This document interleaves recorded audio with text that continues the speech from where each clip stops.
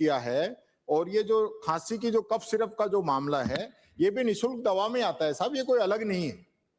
तो जो निःशुल्क दवा के अंदर जो कफ सिरप आई, उससे जो मौत हुई बच्चों की, तो उन पे आपने किस किस पे क्या क्या कार्रवाई की, ये माननीय सदस्य पूछ रहे हैं। इसके बाद एक मैं और पूछूंगा। अध्यक्ष महोदय, ये जो दवाइयों के जिसकी माननीय नेता प्रतिपक्ष कह रहे हैं जिनसे डेथ हुई है, राजस्थान के अंदर जो भी डेथ्स हुई हैं, या तो ज्यादातर जो डेथ्स हुई हैं 2, 4, 5 ही हुई हैं डेथ्स, उसके अंदर माता पिता को, एक मिनट, माता पिता को जो दवाई दी गई, उत्तर तो सुन लो, उसके अंदर मेन कारण अध्यक्ष महोदय कि माता पिता को जो खांसी की दवाई दी गई, उन्होंने वही डोज जो है अपने छोटे 2 साल के बच्चे को दी।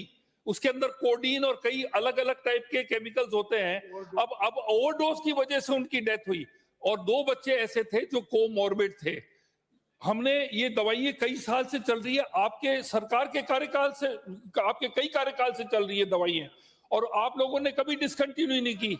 वही दवाइयां आज भी चल रही हैं, और कोई भी डेथ दवाई की वजह से नहीं हुई है। डेथ जो हुई है वो ओवरडोसेज की वजह से हुई है, और कोमॉर्बिडिटी की वजह से हुई है।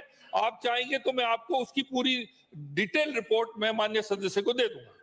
जी, माननीय ये जो दवाई जो है, माननीय मंत्री जी खुद मान रहे हैं कि ओवरडोज से हुई है। माननीय मंत्री जी, ये जो इंडस्ट्री है, ये कई जगह ब्लैकलिस्ट हो चुकी है, और जो गड़बड़ी है इसके प्रॉपर है, जो बैच जो आया है, वो बैच जो मध्य प्रदेश भी गया है, यहाँ भी गया है, उसके अंदर ये सारी गड़बड़ी हुई है। तो ये कहना कि भी पहले से चलती आ रही है, कोई दवाई पुराने समय में हो सकता है सही स्थिति हो, आज उसकी स्थिति सही नहीं हो। हमारे कोई भी डॉक्टर के प्रिस्क्रिप्शन से दवाई नहीं दी गई है।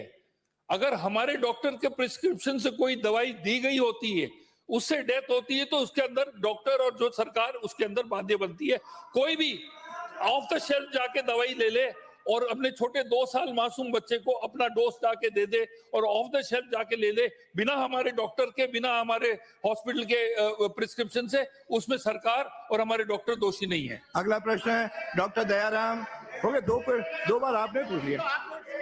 डॉक्टर दयाराम, प्रश्न संख्या 74।